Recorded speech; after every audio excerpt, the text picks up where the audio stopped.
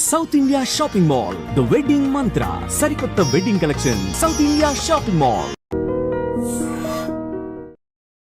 Concept నాకు కనపడలేదు. మనిషి జీవితంలో ఏదో ఒక ఇన్సిడెంట్ ఖచ్చితంగా తన లైఫ్ని కంప్లీట్గా చేంజ్ చేస్తూ ఉంటుంది. అలాగే ఒకరి లైఫ్ కంప్లీట్గా ఒక నిజంగా చెప్పాలంటే తన లైఫ్నే కాదు ఎంతోమంది జీవితాల్లో మార్పు అనేది కూడా తీసుకొని వచ్చింది. ఆయన ఎవరో కాదు, హెల్మెట్ మ్యాన్ ఆఫ్ ఇండియా. ఆయన రాఘవేంద్ర కుమార్ గారు. బీహార్లో పుట్టి అండ్ నోయిడాలో కానీ సో ఆ హైవేలో ఎవ్వరు వెళ్తున్నా కానీ హెల్మెట్ లేకుండా ఎవరైనా 2 వీలర్స్ కనిపించారంటే వాళ్ళందరికీ కూడా ఫ్రీగా ఆ హెల్మెట్స్ అనేది కూడా డిస్ట్రిబ్యూట్ చేసుకుంటూ వెళ్తుంటారు. ఆయనకున్న ఇల్లు కానీ అండ్ వాళ్ళ వైఫ్ నగలు కానీ ఇలా ఏవి లెక్క పెట్టకోకుండా మరి ఇవ్వడమే తన పరమ ధ్యేయంగా పెట్టుకొని మరి ముందుకెళ్తున్నారు రాఘవేంద్ర కుమార్ గారు. అండ్ ఇప్పుడు మనతో పాటు కూడా రాఘవేంద్ర కుమార్ గారు ఉన్నారు. అంటే మెయిన్గా తెలుగులో ఆయన బయోపిక్ని కూడా తీయబోతున్నారు. మరి ఆ మూవీ ప్రొడ్యూసర్ నందకిషోర్ గారు కూడా ఉన్నారు. వారితో మాట్లాడదాం అండ్ ఇంకా బోల్డెన్ విషయాలు అనేది కూడా తెలుసుకుందాం. హాయ్ సార్, నమస్తే. नमस्ते अंडी sir, how are you sir? Very fine sir.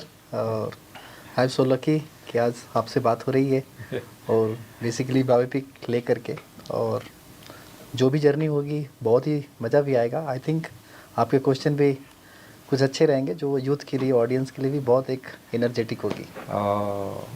मैं आपका बहुत रील्स देखा, स्टोरी भी बहुत इंस्पायरिंग है. How did you got this really very very strong motivation sir to the youth? You are giving with your life also you are giving a strong message to the youth. How did you started this? या just like आज अगर everyday अगर बात करें तो हमारे जो देश की सड़कों का हाल है, शाम के वक्त हो रहे हैं एवरीडे, मतलब 1300 रोड एक्सीडेंट्स हो रहे हैं. हाँ. जिसमें शाम होते होते 500 चिताएँ, मतलब 500 लोगों की डेथ होना, शमशान घाट में लाशें जलना. This is the big loss. ये हमारे कंट्री के लिए. और 1 घंटे की बात करें तो 1 घंटे में 20 लोगों की डेथ हो रही है और उनमें से 8 लोग वो होते हैं जो बिना हेलमेट के होते हैं. तो यही है कि मेरे लिए सड़क दुर्घटना एक अदृश्य युद्ध है. युद्ध इसलिए कि इतनी मौत, जो 2 लाख जो आंकड़े हैं हमारे इंडिया के, 3.5 लाख लोग घायल, इतनी मौत 5000 वर्ष पहले किसी युद्ध में हुआ करती थी. आज बिना किसी युद्ध के भारत की सड़कों पर हो रही है. तो जो मेरा मोटिवेशन है, एक जस्ट लाइक मैं एक वार, एक लड़ाई लड़ रहा हूँ ताकि अपने भारत के यूथ को और उन परिवारों को जो इस आज़ाद भारत के अंदर खुशहाल होने का हक है, वो हक देने के लिए. क्योंकि 11 वर्ष पहले मैंने अपने मित्र को खोया एक हेलमेट ना होने की वजह से. और यही है कि मैं अपने मित्र की तरह किसी और को नहीं खोना चाहता हूँ और भारत के प्रत्येक नागरिक को एक मित्र बनाकर इस अदृश्य युद्ध पर एक विजय देना चाह रहा हूँ अपने राष्ट्र को, भारत को. It was a great motivational to the everyone. And also what you started is going on. बहुत अच्छा sir. Thank you sir. Nandakishore గారు, అంటే మీరు తెలుగువారు, అంటే మెయిన్గా ఒక ఫిలిం తీయాలి అని అనుకున్నప్పుడు అది కూడా helmet man of India Raghavendra Kumar గారు బయోపిక్కే తీయాలని ఎందుకు అనుకున్నారు? What's the main reason? First ఏంటంటే మూవీస్ అంటే మనకి చాలా ఇష్టం. అండ్ మూవీస్తో పాటు ఏదైనా మెసేజ్ ఓరియంటెడ్ ఏమైనా ప్రజల్లోకి తీసుకెళ్ళాలి అని ఒక థాట్ ఉండేది. అది చాలా గ్రాస్ రూట్ లెవెల్ వరకు వెళ్ళిపోతుంది. రెండింటిని ఆలోచించి మనం, అంటే నేను ఫస్ట్ ఇది నా లాంచ్ ఫస్ట్ మూవీ కాబట్టి సో చాలా కాన్సెప్ట్స్ చూశాను. చూసిన తర్వాత ఏదైనా యునీక్గా ఉండాలి అని అనుకున్నాను. యునీక్గా చాలా ఉన్నాయి కానీ ఇది ఎందుకో మరి భగవంతుడు మరి ఇలా కనెక్ట్ చేశాడేమో తెలీదు. సో నేను మా టీంతో డిస్కస్ చేసినప్పుడు ప్రసాద్ గారు, ప్రియదర్శిని అండ్ ధర్మేంద్ర గారు, వినయ్ గారు అందరం డిస్కస్ చేసి ఈ కాన్సెప్ట్ ఏదో దీన్ని స్క్రిప్ట్ డెవలప్ చేసి మూవీలాగా తీసుకొద్దామా అని అనుకుంటే అప్పుడు నాతో డిస్కస్ చేశాను. నేను కూడా ఓకే అనిన తర్వాత ఇక్కడ వరకు వచ్చాం. ఇంకొకటి ఏంటంటే మీరు మలయాళం మూవీస్ చూసుంటుంటారు, తమిళ్ మూవీస్ చూసుంటారు. మన తెలుగు ఇండస్ట్రీలో మ్యాక్సిమం కమర్షియల్ పెద్ద బిగ్ బ్యానర్ ఉంటాయి. మీరు క్వశ్చన్ అడగచ్చు, ఎందుకు ఈ కాన్సెప్ట్ ఎంచుకున్నారు, బయోపిక్ ఎందుకు ఎంచుకున్నారు అని అడగచ్చు. సో ఏంటంటే నాకు ఇన్స్పిరేషన్ ఎందుకు వచ్చింది అంటే మలయాళంలోని చిన్న కాన్సెప్ట్ని తీసుకుని చాలా బాగా డెవలప్ చేస్తారు దాన్ని. అది అందులో మెసేజ్ ఉంటుంది, ఎంటర్టైన్మెంట్ ఉంటుంది. అండ్ అందులో యాక్టర్స్ అవన్నీ చూసారంటే కూడా చాలా ఇంప్రెసివ్గా ఉంటుంది. చాలా మనకి next door boy next door girl అన్నట్టు మనకి ఆ మైండ్లో అలా ఉండిపోతుంది. సో అలా మనం ఎందుకు చేయకూడదు తెలుగు వాళ్ళు అని అనుకున్నాను. సో నాకు స్టెప్ వేసే ఛాన్స్ దొరికింది, నాకు ఆపర్చునిటీ ఇచ్చారు వీళ్ళు. సో అందుకని ఇది. అండ్ ఇంకొకటి ఏంటంటే ఏదైనా సరే పెద్ద ప్రాబ్లము చిన్న దీంతోనే స్టార్ట్ అవుతుంది. సో ఇది రోడ్ యాక్సిడెంట్స్ హెల్మెట్స్ పెట్టుకోకుండా యాక్సిడెంట్స్ జరుగుతున్నా అనేది ఇట్స్ వెరీ కామన్, చాలా కామన్. అండ్ మనం మీరైనా నేనైనా ఎక్కడికైనా చిన్న షాప్కి వెళ్ళడానికి పెట్టుకోము, వీధుల్లో తిరగడానికి జస్ట్ పెట్టుకోకుండా వెళ్తాం. ఓకే, ఎందుకంటే 30 స్పీడ్ కంటే ఎక్కువ వెళ్ళాం కాబట్టి అది పెద్ద డేంజర్ ఉండదు. కానీ రోడ్స్కి మెయిన్ రోడ్స్లోకి ఎక్కినప్పుడు మినిమం 40 స్పీడ్లోకి వెళ్తే యాక్సిడెంట్స్ మనం కరెక్ట్గా వెళ్ళినా సరే ఇంపాక్ట్ ఎలా ఉంటుందంటే వెనక నుంచి వచ్చి కానీ పక్క నుంచి వచ్చి నువ్వు కట్టుకొట్టుకుంటూ వెళ్ళిపోయి మనకు తగిలి హెడ్ ఇంజురీ అనేది చాలా అది కాస్ట్లీ ఇంజురీ అది. అండ్ ఇంకొకటి ఏం చెప్పాలనుకున్నానంటే ఈ ప్రాబ్లం మీరు లాస్ట్ 5-10 ఇయర్స్ నుంచి చూస్తున్నాం. మనకి మోడీ గారు గవర్నమెంట్ నార్మల్ కామన్ ప్రజల్ని ఐడెంటిఫై చేసి వాళ్ళని సత్కరించారు, పద్మశ్రీలు అవార్డ్స్ ఇస్తున్నారు. సో ఏంటంటే ఇలా కామన్ మ్యాన్లోనే ఎంతోమంది ఆనిముత్యాలు ఉన్నారు. సో ఈ కాన్సెప్ట్ని తీసుకుని ప్రజల్లోకి వెళ్ళి అంటే ఆడియన్స్ మనకి మూవీ అంటే ఇష్టం ఉన్న ఆడియన్స్కి వెళ్ళి చూపెట్టి కొంచెం అందరికీ బాగా అర్థమయ్యేలాగా వెళ్ళి అవేర్నెస్ పెరుగుతుంది అన్న ఒక్క విజన్ ఒకటి ఉంది. Okay. And as a producer నా స్వార్థం నాకు ఉంటుంది. సో నేను entrepreneur, investor, so mutually benefit. So వాళ్ళకి ఒక ఐడెంటిటీ కావాలి, డైరెక్టర్స్ వాళ్ళు బాగా తీసారంటే ప్రొడ్యూసర్ గా మీరు ఇంట్రడ్యూస్ అవ్వాలి అంటే ఒక యూనిక్ కాన్సెప్ట్ రావాలి. అది కూడా హెల్మెట్ మ్యాన్ ఆఫ్ ఇండియా అయినా రాఘవేంద్ర కుమార్ గారి స్టోరీతో వస్తే దట్ వాస్ డిఫరెంట్ లాంచింగ్ అనుకున్నారు. Absolutely super sir. కానీ ఒక మంచి ప్రయత్నం అనేది కూడా చేయబోతున్నారు. सर आपकी तरफ से ये पहले नंदकिशोर साहब आए तो तुम्हारे दिमाग में क्या चलता है सर? ये तुम्हारा कहानी ये लोग मूवी से आए तो ऐसा, व्हाट्स योर ओपिनियन ऑन? नहीं, एक तो मैं थैंक करता हूँ, एक तो बचपन से जो तेलुगु मूवी देखा करता था, बड़ा अच्छा लगता था एक्टर को, लेकिन मुझे नहीं पता था कि thanks for the Dharmendra Baghel ji जो इस फिल्म के डायरेक्टर हैं. ओके. उनसे बात हुई, बट मुझे भी थोड़ा सा शौक लगा कि अभी मेरी लड़ाई चल रही है क्या एज अ फिल्म, मतलब चीज़ों को, क्योंकि मैं खुद ही एक जंग लड़ रहा हूँ और एक अलग वो चीज़ है. तो बट उन्होंने जिस तरीके से मेरी ही स्टोरी को चीज़ है उन्होंने कंपेयर किया कि और भी पहले भी जो स्टोरी है फ्रेंड्स के ऊपर, एक मदर के ऊपर, ऐसे भी बहुत सारी, तो फिर मैं लगा ठीक है दैट्स फिर यहाँ पर हैदराबाद आने के बाद प्रसाद सर से मिला. Nandkishore sir is a good man, सारा चीज़ है. फिर विनय, मनोज सर, प्रियदर्शनी जी, तो एक ऑल टीम ऐसा लगा कि just like we are a best friend, मतलब हम आई थिंक बहुत पहले से ऐसे दोस्त थे, ऐसा लगा मिल करके. और फिर दूसरी चीज़ की जो मेरी भी कहानी है हैदराबाद, मतलब ये यहाँ के जो स्टेट से रिलेटेड है, क्योंकि ये भी 2014 से स्टेट बना और 2014 से मेरी सड़क दुर्घटना की एक लड़ाई मिशन की शुरुआत किया. तो कहीं ना कहीं इस स्टेट की जो प्रगति है तेलंगाना की और एक मेरी एक लड़ाई है, तो कहीं ना कहीं एक संदेशा भी रहता है. मैं जो एग्जैक्टली टाइम में स्टार्ट हुआ ना, बिल्कुल बिल्कुल. तो एक रहता है कि मेरा नाम भी जैसे राघवेंद्र है, वो अलग बात है, यहाँ राघवेंद्र टेम्पल है जो स्वामी भी जो कहीं ना कहीं एक रहता है. तो आई थिंक डेस्टिनी उन्होंने चुना हो. और क्योंकि यहाँ की जो अपनी साउथ की जो भी फिल्में होती हैं वो बड़ा विजनरी होती हैं, वो यूथ के ऊपर पूरा एड्रेसिंग करती हैं. और किसी भी मतलब हमारे कल्चर्स को देखिए जो विलुप्त हो रहा है उसको वो जीवित रखना, और हमारे देश के प्रगति के लिए मतलब वो पिक्चर सोच करके बनाना. क्योंकि आज भी हम अपने भारत को जो है एक विकसित राष्ट्र के रूप में जब भी कल्पना कर रहे हैं तो सड़क दुर्घटना एक आपातकालीन चुनौती के रूप में दिखाई दे रही है. तो कहीं ना कहीं फिल्में तो बहुत तरह की वो चीज़ें हैं, लेकिन जो देश के विकास के लिए इस तरह की चीज़ें, जो मैं एक लड़ाई लड़ रहा हूँ, भारत के 1.4 बिलियन नागरिक हैं, वो किस तरीके से एक योद्धा बने. और जब उन्होंने सर ने बताई वो चीज़ें धर्मेंद्र बघेल जी ने कि नहीं इस तरीके से, तो मुझे भी बड़ी खुशी हुई है. आई एम लकी पर्सन, और एक्साइटमेंट भी आया कि नहीं ठीक है आई थिंक कर सकते हैं. तो बस यही है कि आने वाले समय में जो मैं अभी सड़कों पर एक अकेला लड़ाई लड़ता था, लेकिन कहीं ना कहीं मूवी थिएटर के माध्यम से और इस मतलब एक इंडिया के अंदर एक बड़ा रिवोल्यूशन लेकर आने के लिए, क्योंकि ये सिर्फ पिक्चर ही नहीं, ये पिक्चर एक रिवोल्यूशन है. क्योंकि आज जो भी एक लड़ाई है चाहे देश एक कॉमन मैन ही करता है। आज भारत की प्रगति के लिए चाहे हम चंद्रमा पे जाने की बात करें या किसी भी चीज़ में या वर्ल्ड में कहीं भी, एक नॉर्मल कॉमन मैन ही एक क्रिकेटर या कुछ भी चीज़ें बनता है। तो जस्ट लाइक मैं भी एक कॉमन मैन हूँ, हो सकता है ये इस फिल्म के माध्यम से हमारा आज़ाद भारत, एक खुशहाल भारत की एक बड़ी अपॉर्चुनिटी दे सके। ते बायोपिक का पहले क्या कहानी हो गए तो अब बात किया। So I have to ask you one thing sir, तो तुम्हारा पहले हेलमेट डिस्ट्रीब्यूशन स्टार्ट हो उसी टाइम में पब्लिक से कैसा रिस्पॉन्स आया सर? एक्चुअली हमारे इंडिया में जब भी अगर रोड सेफ्टी की बात करें या किसी भी चीज़ को लेकर के, तो बड़े लोग लाइटली लेते हैं। और आज देखा जाए तो हर दिन जिस प्रकार 1300 हादसे हो रहे हैं, 500 चिताएँ जल रही हैं, उनमें से कितने लोग इस लड़ाई को लड़ने के लिए आ रहे हैं। तो मेरी भी जो एज उस समय जब 11 वर्ष पहले अपने मित्र को खोया था, जो अपने माता पिता का इकलौता चिराग था, और 20 साल की मिन्नतों के बाद हुआ था। और मेरे लिए वो पेन था, एक माँ से एक वादा, एक दोस्ती का, क्योंकि आज अपने जीवित दोस्त से न जाने कितने वादे करते हैं, भूल भी जाते हैं। लेकिन जो दोस्त को हमने वचन दिया था, दुनिया के लिए भले ही मर चुका है, लेकिन मुझे उसे जीवित करना था।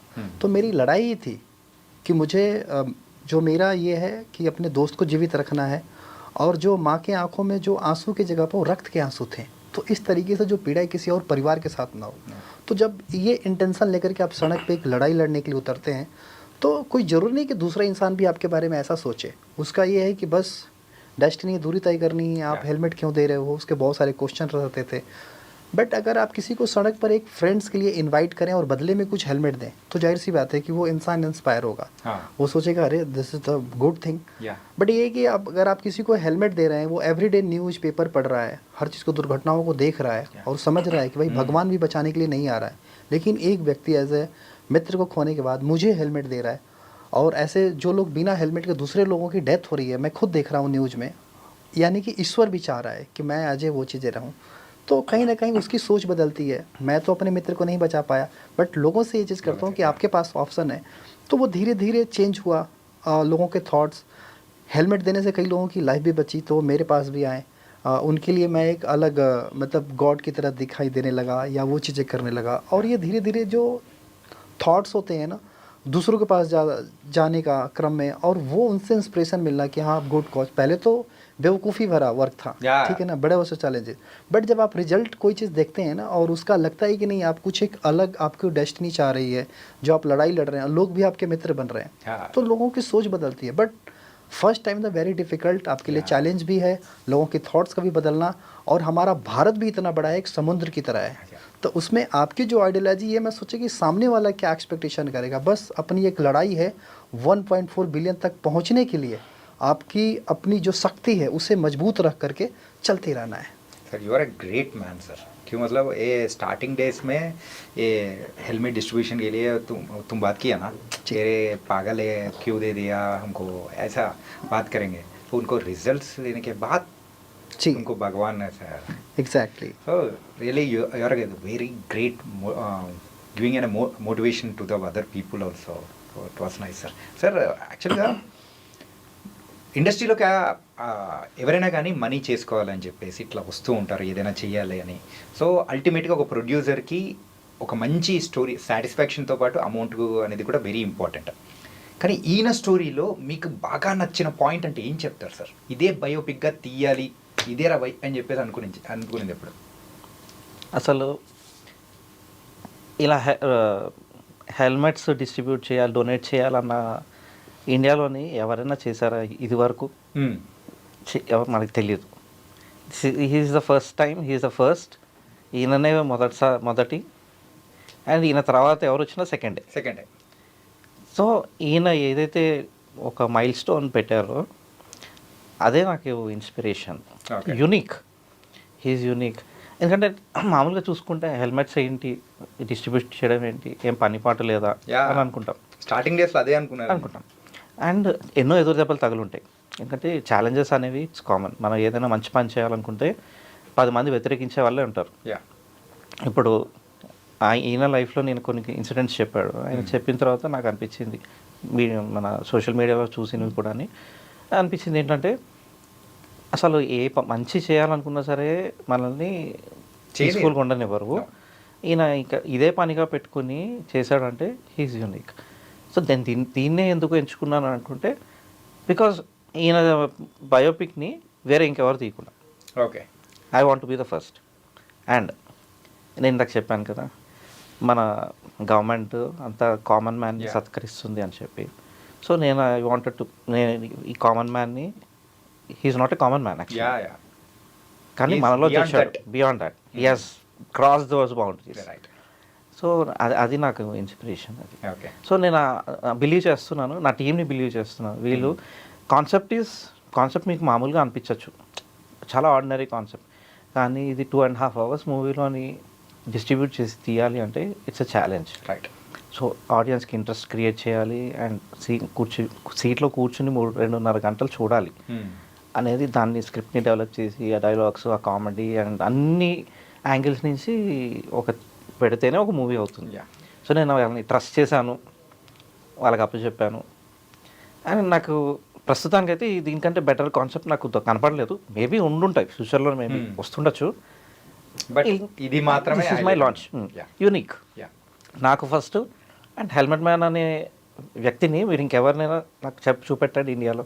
నో సార్, ఎక్కడ లేరు, ఓన్లీ రాఘవేంద్ర కుమార్ గారే. అంతే.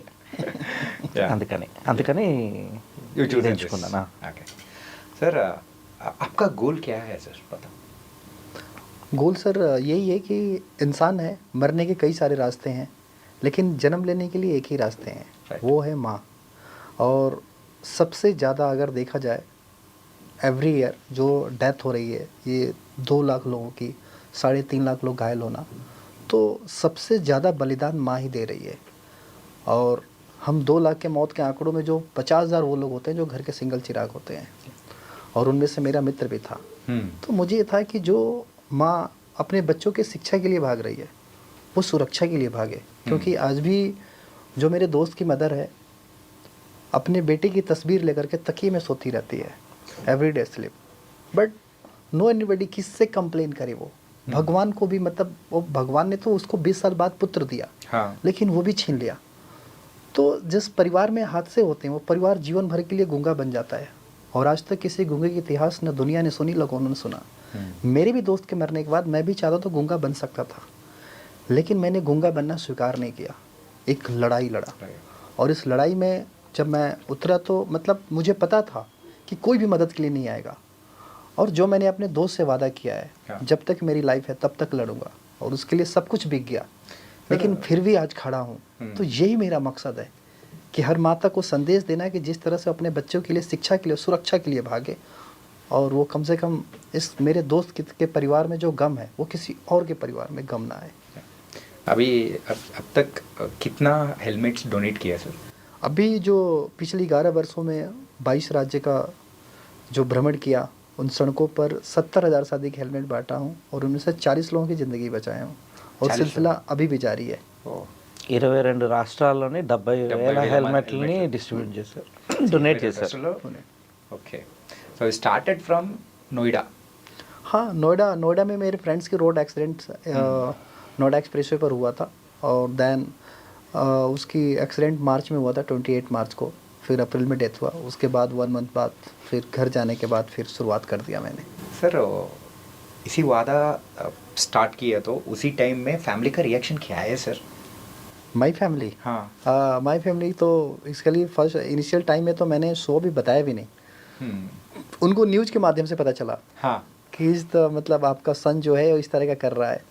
तो किसी भी फादर के लिए एक बड़ा चैलेंज रहता है कि जो सपने लेकर के एक आप अच्छी खासी नौकरी कर रहे हैं शहर में, आप अपने ड्रीम्स के, मतलब एक माता पिता आपको एक आगे बढ़ते हुए देखना चाहते हैं, और आप इस तरह के कार्य में, मतलब क्या है उनके लिए एक शॉक्ड होना सब चीज़.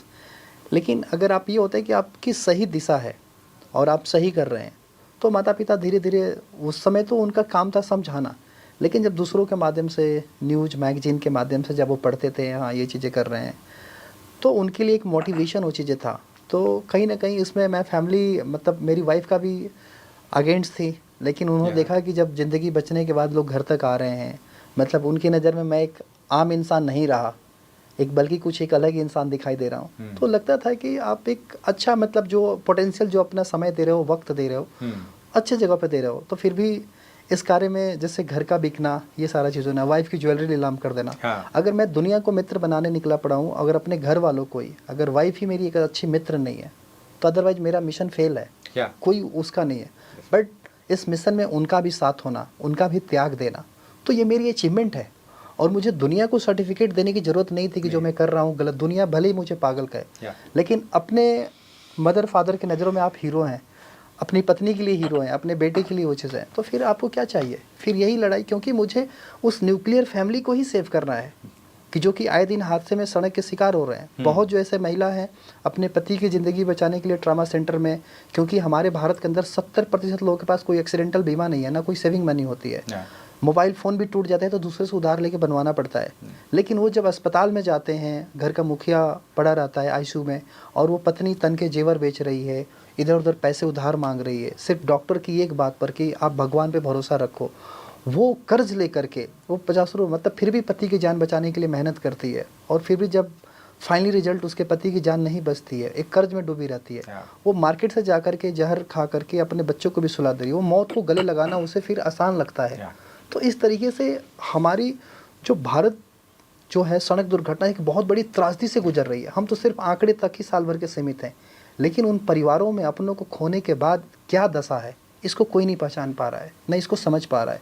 तो मैं ऐसा नहीं कि सिर्फ सड़कों पर हेलमेट बांट रहा हूँ, मेरी उन पीड़ित परिवारों से भी मिलना, उनको इस युद्ध में लेकर के आना, और एक मतलब एक वार की तरह लड़ना। Yeah. तो कहीं ना कहीं अपने आप में लगता है कि ईश्वर ने जो आपको चुना है, और जो आपको डेडिकेशन, पैशन, आपके घर, फैमिली सब देख रहे हैं, तो आई थिंक लगता है कि ऐसे बंदा हमने देखा ही नहीं, और जो कर रहा है इसको छेड़ो भी मत, इसको रोको भी मत, बस आगे जाने दो। You are a lucky man also sir. ये मतलब तुम्हारा फैमिली के साथ से सपोर्ट भी आ गया। बिल्कुल। या उसी सपोर्ट है तो अभी हाँ। ये चल रहा है। Right. That's nice, sir. We have to say special salute to your family also. Really, convey my wishes for them also. Really, sir. And sir, ఈ మూవీ అనేది ఓన్లీ తెలుగులోనేనా లేకపోతే అన్ని లాంగ్వేజ్ లో రిలీజ్ చేద్దాం మల్టీలింగ్వల్ టచ్ చేసి అన్ని languages okay, అంటే like pan Indiana? Pan India. Okay, sorry. మరి ఎప్పుడు దీనికి సంబంధించిన డీటెయిల్స్ కానీ, అండ్ ఎవరు యాక్ట్ చేస్తూ ఉన్నారు, అండ్ ఎప్పుడు స్టార్ట్ చేస్తున్నారు ఏంటి? కొంతమందిని షార్ట్ లిస్ట్ చేసుకున్నాము. ఓకే. కాకపోతే ఈ కాన్సెప్ట్ ఎలా అంటే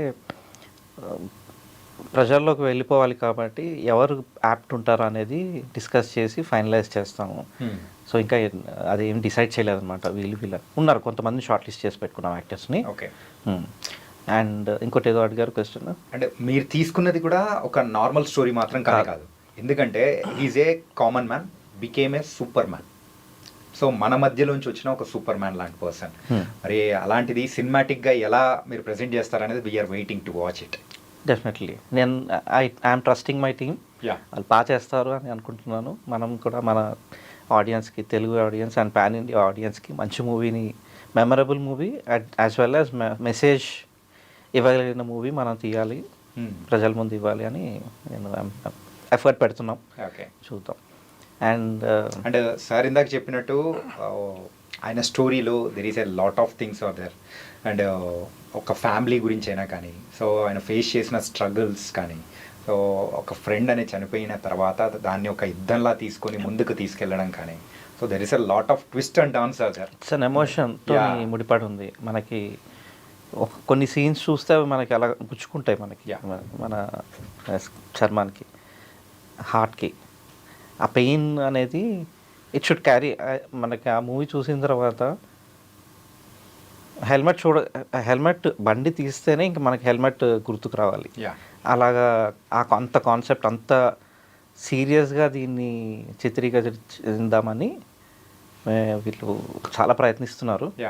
సో ఒకటి కామెడీ, మనకి కామెడీ ఉండాలి కంపల్సరీ. ఉగాది పచ్చడిలో ఉండాలి. ఎగ్జాక్ట్లీ, సింపుల్గా చెప్పాలి, తెలుగు వాళ్ళకి చెప్పాలంటే ఉగాది పచ్చడి. సో కామెడీ, సీరియస్నెస్, ఇది ఎలాగా యాక్సిడెంట్స్ అవన్నీ చాలా జరుగుతున్నాయి కాబట్టి కొన్ని ఫ్యామిలీస్ ఓవర్ నైట్ ఎలా రోడ్డు మీద పడిపోయి అన్ని కష్టాలు అనుభవిస్తారు. అవి కూడా ఉంటాయి మూవీలో. మన గుండెకి హత్తుకుపోయే సీన్స్ ఉంటాయి. అండ్ సో వీటిలన్నింటినీ దృష్టిలో పెట్టుకుని రెడీ చేయాలి అని. సో ఇంకొకటి నేనేంటంటే ఈ డైరెక్షన్ అండ్ స్టోరీ స్క్రిప్ట్ వీటిలో అసలు నేను ఇన్వాల్వ్ అవ్వదు. అవ్వదలుచుకోలేదు, అవను జస్ట్ తెలుసుకుంటున్నా. నాకు ఎందుకంటే అది వాళ్ళ ఫీల్డ్ అది. యా జస్ట్ నేను ఉన్నాను వాళ్ళతో Yeah. అంతే. నాకు ఈ ఆపర్చునిటీ నాకు వాళ్ళు ఇచ్చారు. Okay so I'm trusting them. Sir आपका लाइफ में सो अनमेमोरेबल डे मतलब क्या है सर? देखिए एक सामान्य नागरिक अगर मरता है तो 92 लाख रुपए राजस्व का नुकसान हो रहा है, और बाइक के ऊपर जो 2 लोग बिना हेलमेट के चल रहे हैं तो 1 करोड़ 80 लाख रुपए, और भारत की जो जीडीपी का नुकसान होना, और इस तरीके से मतलब जो आने वाले भारत की अगर देखा जाए एक विकसित राष्ट्र के रूप में हम कल्पना, जो आज के डेट में जो बच्चे हैं, युवा हैं, इन्हीं को अपने कंधे पर भारत को लेकर के चलना है। और जिस तरीके से हम जो पेरेंट्स से घर वालों के प्यारे, जैसे पुणे का एक्सीडेंट देखते हैं, करोड़ों रुपए की गाड़ी, सारा चीज़ें दे देना, यूथ को मारना, तो ये 2 लाख लोग इंसान नहीं, 2 लाख स्किल मैन पावर भी वो चीज़ें हम कर रहे हैं। और इसमें ऐसा नहीं कि एक आम नागरिक की बात है, हम अपने देश के इतने बड़े उद्योगपति साइरस मिस्त्री को भी देखें, 500 करोड़ का सूर्य मंदिर बनवा कर आ रहे हैं, Yeah. करोड़ों रुपए की गाड़ी थी, दुनिया के लिए सीट बेल्ट बनाए, मगर वो एक उनकी छोटी सी गलती पूरी इमारत को ध्वस्त कर दी। और ये भारत के लिए सबसे बड़ा लॉस है। हमारे देश की प्रेसिडेंट मैम, उनको देखिए वो भी अपने पुत्र को नहीं बचा पाई। तो ये जो मेमोरेबल जो लाइफ है ना, अगर आप एक भी, मेरी तो ये लड़ाई थी कि एक भी अगर लाइफ सेव कर रहा हूँ तो एक बहुत बड़ा है। लेकिन अब क्या है कि हर हमारे भारत के यूथ को एक बचपन से एक योद्धा बनाना, उस माँ को ये चीज़ करना है कि आप अपने बच्चे को जो आप साइकिल दे रहे हैं उसके साथ हेलमेट दें। अदरवाइज जो आज का युवा हेलमेट इसलिए नहीं पहनना चाहता क्योंकि पेरेंट्स ने शुरुआत ही नहीं किया। आजकल के जो पेरेंट्स है बच्चों को स्कूटी बाइक दे रहे हैं एग्जाम खत्म होने के बाद, कॉलेज में जा रहे हैं, just like big crime. Crime in the sense कि आप अपने बच्चे को जब तक साइकिल के ऊपर हेलमेट की आदत न लगा दें, सुनिश्चित न कर ले, तब तक उसको ना दें। तो ये एक एक्सरसाइज है ये पेरेंट्स के अपने घर वालों को बचाने के लिए। तो इसमें आज हमारे देश की इंडियन आर्मी जो एक लड़ाई लड़ रही है, भारत की सरहदों की सुरक्षा कर रही है, और आर्मी मुझे कह रही है कि हेलमेट पहन, वेयर आर यू, कहाँ हो आप, यू कम बैक, मतलब वेरी फास्ट। क्योंकि लेफ्टिनेंट जनरल पित्साल सिंह उन्होंने मुझे आमंत्रित किया, उन्होंने कहा कि पिछले 3 महीने के अंदर 8 पत्नियां मेरे सामने विधवाएं खड़ी हैं, किसी युद्ध में नहीं हमारे जवान मरे हैं, रोड एक्सीडेंट्स में, मतलब छुट्टी के दौरान जाने के बाद जो हेलमेट नहीं पहने हैं। तो this is the big loss ये। तो कहने का पर्पस है कि आज इंडियन आर्मी को भी हेलमेट मैन की ज़रूरत है। तो ऐसे बहुत सारे युवा जो कॉमन मैन है वो अपने देश के लिए बहुत बड़ा योगदान दे सकता है, बशर्ते उस दर्द को समझना है, उस लड़ाई को समझना है, इस अदृश्य युद्ध को समझना है। जो आर्मी आज दुश्मनों की हर चाल पे वो हमेशा अलर्ट है, वो किधर क्या चाल चल रहा है उसके लिए पूरी अलर्ट है। लेकिन हमारी सड़कों पर ऐसे हादसे हो रहे हैं, ऐसे दृश्य दिख रहे हैं, हमारे देश की जनता ही अलर्ट नहीं है। तो ये किसी भी चीज़, मैं लड़ाई लड़ रहा हूँ या कोई भी, ये हर किसी के लिए ये लड़ाई लड़ने की और उसके चैलेंजिंग वाली चीज़ें विषय है। ये हमारे देश के जो भी हैं मंत्री या हमारे देश के प्रधानमंत्री जी का भी देखिए, उन्होंने जिस तरीके से एक आवाज़ लगाई दिल्ली के लाल किला से स्वच्छता की, तो हर भारत के हर यूथ में, बच्चों में गया। तो एक आवाज़ है दुर्घटना की, जो इस आज़ाद भारत को खुशहाल भारत बनाने के लिए, सड़क दुर्घटना मुक्त भारत तभी हो सकता है जब भारत का हर नागरिक इस युद्ध की पहचान करके वो उसके लिए लड़ाई लड़े। क्योंकि हर कोई सड़क से गुजर रहा है, सड़क हर किसी का मार्ग है, और ये साइलेंटली अदृश्य युद्ध है। यहाँ कोई भी नहीं जान सकता है कब किसका विकेट गिर जाए। तो ये ज़रूरी है कि ये कभी ख़त्म नहीं होने वाला है। बल्कि हम यूनाइटेड नेशन की बात करें, उन्होंने जो लक्ष्य रखा है 2030 तक पूरी दुनिया से 50% सड़क हादसे कम करने का, तो उनका लक्ष्य अन्य देशों का पूरा हो रहा है। उनके ग्राफ बहुत नीचे आए, लेकिन हमारे इंडिया में ग्राफ नीचे आने का तेज़ी से बढ़ रहा है, और ये बहुत बड़ी चुनौती है। तो कम से कम हम जो लड़ाई लड़ रहे हैं, हम, मेरे अकेले से कुछ नहीं होगा। मेरा यही है विजन है कि भारत का हर नागरिक इस युद्ध को पहचाने और ये लड़ाई लड़े। सर तुम्हारा मिशन बहुत बड़ा है, बहुत बढ़िया है, और इसी मिशन में हमको भी ज्वाइन हो जाएंगे। तो मूवी के साथ तुम्हारा मिशन भी थोड़ा फास्टली, रैपिडली दुनिया में चलता। अब आपका ही नाम चाणक्य है। Yes. तो आपका चाणक्य क्यों भाई? आपको पता था कि चाणक्य उस समय पे ऐसे चाणक्य थे, एक कॉमन मैन को, एक व्यक्ति को चुन करके उन्होंने मगध का एक राजा बनाना, सारा चीज़ें। तो एक रणनीति, मतलब बिना किसी हथियार की लड़ाई लड़ना, किस तरीके से उस बुद्धि से उस आहट को समझ जाना। तो उसी तरीके से हर नागरिक को एक चाणक्य बनने की ज़रूरत है। इस ऐसे विपत्ति को, संकट को पहचानने की ज़रूरत है, और वही चीज़ हमारे भारत के युवाओं में, नागरिक में कमी है। क्योंकि आजकल हर कोई देश को आज़ादी मिलने के बाद, पहले हम जब बचपन में थे तो चंद्रशेखर, भगत सिंह की सबकी तस्वीरें दीवारों पर हुआ करती थी। आज सिर्फ सरकारी दफ्तरों में दिखती है ये। भारत के युवा के अंदर वो जोश नहीं है कि हमें किस चीज़ से, तो जो लोगों को लगता है कि हम विकास कर रहे हैं, आप नहीं, टेक्नोलॉजी विकास कर रही है। तो टेक्नोलॉजी के माध्यम से उससे जो विनाश जो हो रहा है उसको भी समझने की ज़रूरत है, और तभी आप समझ पाएंगे। जिस तरीके से हमारे आर्मी को पहले ट्रेनिंग दी जाती है, उसी तरीके से एक आर्मी की तरह भारत के परिवार के लोगों को, अपने लोगों को ट्रेनिंग देनी होगी और चुप्पी तोड़ करके लड़ाई लड़नी होगी। क्योंकि आज कोई भी सड़क पर सामने कोई मरे या जिए, कोई पर्पस नहीं है, कोई थिंकिंग ही नहीं है, वो इमोशन ही नहीं है कि सामने वाला मर रहा है, लोग वीडियो बना रहे हैं जिस तरीके से, ऐसे ऐसे दृश्य आ रहे हैं, तो वो इमोशन कहाँ चला गया। आज हम कुछ भी, एक लड़ाई की बात होती है, भारत पाकिस्तान की बात होती है, इमोशन ये सिंदूर का आप देख रहे हैं जिस तरीके से, ऐसे चीज़ें, वो आग है। तो ये लड़ाई मतलब हमारे देश के 5 जवान शहीद हुए, लेकिन फिर भी ये कैसे चीज़ कर दिया। लेकिन हम हर दिन 500 लोगों को खो रहे हैं, चिताएं जल रही हैं, तो ये समझने की ज़रूरत है। तो वही चीज़ है, ये लड़ाई कभी ख़त्म नहीं होने वाली है अदृश्य युद्ध, बल्कि जो जितना जल्दी इसको समझ पाएगा वो उतना तेज़ी से भारत को एक विकास की रफ्तार दे पाएगा। बहुत बहुत शुक्रिया sir. So thank you for coming our to our studio. And మీ ద్వారా అయితే హెల్మెట్ మ్యాన్ ఆఫ్ ఇండియాని సో మూవీ ద్వారా కూడా ఇంకా బాగా పరిచయం చేయబోతున్నారు నందకిషోర్ గారు. సో మీకు కూడా specially thank you so much. ఇది అందరూ వినాల్సిన బయోపిక్గా మీరు తీర్చిదిద్దాలని కోరుకుంటున్నాము. Thank you sir. మీరు కూడా టైం ఇచ్చినందుకు చాలా కృతజ్ఞతలు.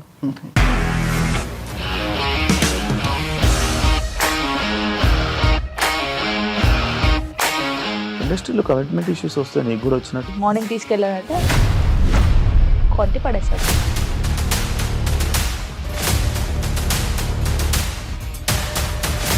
ఒక్కళ్ళు కూడా చూడలేదు ఈ సినిమా అని చెప్పడానికి కూడా చాలా ధైర్యం కావాలి. అది నిజం కదా, దాంట్లో ధైర్యం ఏంటి? ఇది నెక్స్ట్ డే ప్లేట్ మార్చేస్తే తప్పు కదా. As of now we're comfortable this అని నేను అనుకుంటున్నాను. రష్మిక గారిది మీది ఒకే ఊరు అంట కదా? మీకు కోపం వచ్చిందంటే బాగా తిట్టేత్తరా? తిట్టేద్దామండి. నిజంగా గేమ్ ని ఎలా చేంజ్ చేయగలిగారు? ఏపీఎస్ఎఫ్సి వాళ్ళకి 6 నెలల్లో నేను 6 లక్షలు కట్టా. బిజినెస్ చేయాలనుకుంటే it is as difficult as riding